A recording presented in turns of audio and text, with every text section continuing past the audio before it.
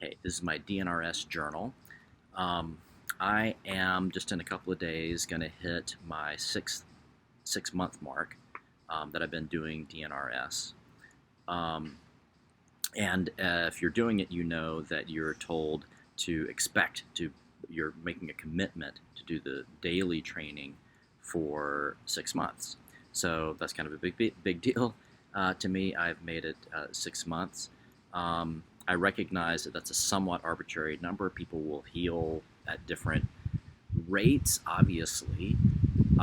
For me, I will say it seems pretty close. I mean, I feel like I'm mostly there, but what I want to, which is great, but what I want to talk about in this video is the question of weaning. Weaning off of DNRS, assuming that it's not something that 6 months comes, you check your calendar and you stop cold turkey and everything, you're done.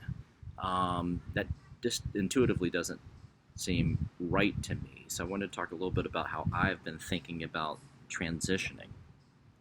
And so well, first of all, let me say that I have all along been I have felt free to improvise my training sessions, as I call them. Even from the start, I improvised. And as I started to make progress, I would change just what felt right to me. There were certain elements I wanted to make sure that I kept as part of my training regimen. But I would play around with them and have fun with it. If I had a real flare up, then I would kind of get back to basics, more like what I was doing at the start, until it passed, and then I would free up again and so forth. But weaning is a somewhat different question. So what I've been doing for the last, I don't know, couple weeks, 2 or 3 weeks, I guess, I've come up with an idea that I call dynamic neural training as distinguished from dynamic neural retraining. And my idea there is that, first of all, I think that I have benefited by paying attention to my limbic system beyond just healing from chronic illness. The limbic system, it's an important part of your psychology, and a healthy limbic system makes for a healthy psychology. At least it sure helps. I feel like my eyes have been open to the role of my limbic system, and I want to continue to be attentive to it and maintain limbic health going forward, even if I never have another flare-up that is reminiscent of the chronic illness that I've had for the past several years.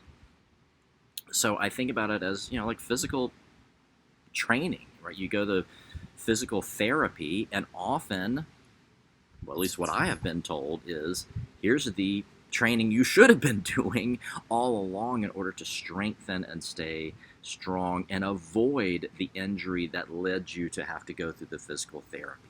Okay, so I'm thinking about a form of dynamic neural training, which is ordinary healthy function, limbic function, in order to maintain that ordinary healthy limbic function. All right. So what am I doing? And it's this is just I'm just making this up, right? I'm making this up as I go along. But here's what I'm doing. First of all, there's still I'm still speaking to myself aloud, as with DNRS. I do think that is a very powerful tool. It activates multiple parts of your neurology, which is to say, just thought itself.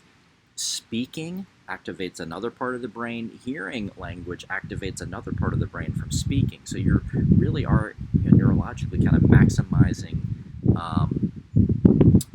the neurological connections that you're establishing. But I'm specifically, consciously trying to establish healthy connections to my limbic system. So I say that out loud to start the session. It's a dynamic neural training session. Here's what I'm doing. I just talk myself through. Here's what's happening. Open up connections to the limbic system. Go, kind of thing. And that the point is to maintain limbic health. Now, what's the role of the limbic system? It's obviously very complicated, and the point is not to give myself, some sort of lecture or write a dissertation on the limbic system. It's it's more towards a training session. So what I tell myself is the limbic system is it's not capable in its nature. It's not capable of being a decision maker. It's an alarm system in order to alert the executive function of my brain to pay attention to something that it feels like is potentially being neglected, right? So that kind of anxiety or whatever, right? Something might be happening. Pay attention.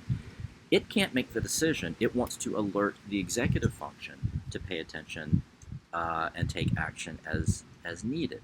And it may be, and I think for me, there's been, let's say, some mistrust of my limbic system for my executive function, honestly, for some good reason. So what I do is, and again, I'm just totally making this up, but I have come up with the idea of having a committee meeting with my executive function of my brain and my limbic system, and all other neurological parties who may be interested are free to attend, but they're there. And I want my limbic system basically to pay attention as my executive function assesses what I need to do for the day, whether it's work, whether it's exercise, for this day, for this week, for longer term, paying my taxes, whatever it is, just the things that I need to keep track of in order to stay productive on a daily, weekly, monthly basis, and so on. I am bringing these into mind. Now, obviously, that's helpful for life anyway. Okay, to check in, to think, what do I need to do today? Toward the end of the day, what did I get done today? Not punishing myself for not getting things done, but just letting my limbic system know that I'm on top of it. So I go through that session, and it takes as long as it takes. Sometimes it's just a few minutes, and sometimes I get really thinking about what I need to do or some aspect of work I need to think through, and that's fine.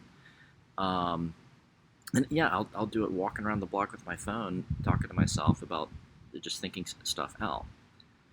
Then I wrap up this meeting, and most of the time I then shift to a short, just a few minutes of meditation. I'm not trained in meditation. Again, I'm kind of making this up as I go along. I've watched a few YouTube videos about meditation. I've got a couple of friends who meditate, so I've talked to them a bit about it. But here I'm thinking of so the first part is executive functions in charge. Okay, limbic system, listen. The meditation I think about as executive function, right, shh, quiet, right? You've had your say. Everything. If you have anything more to say, say it now. But once you're done, quiet, and limbic system kind of steps to the fore.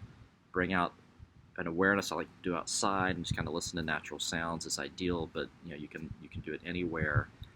And I don't make myself do it for 20 minutes, or I don't set a timer. I just want to feel like I've kind of gotten in that place where I really have kind of quieted I'm just going to call it executive function, and let the limbic kind of stretch its legs and just be calm and at ease for a moment to have that feeling.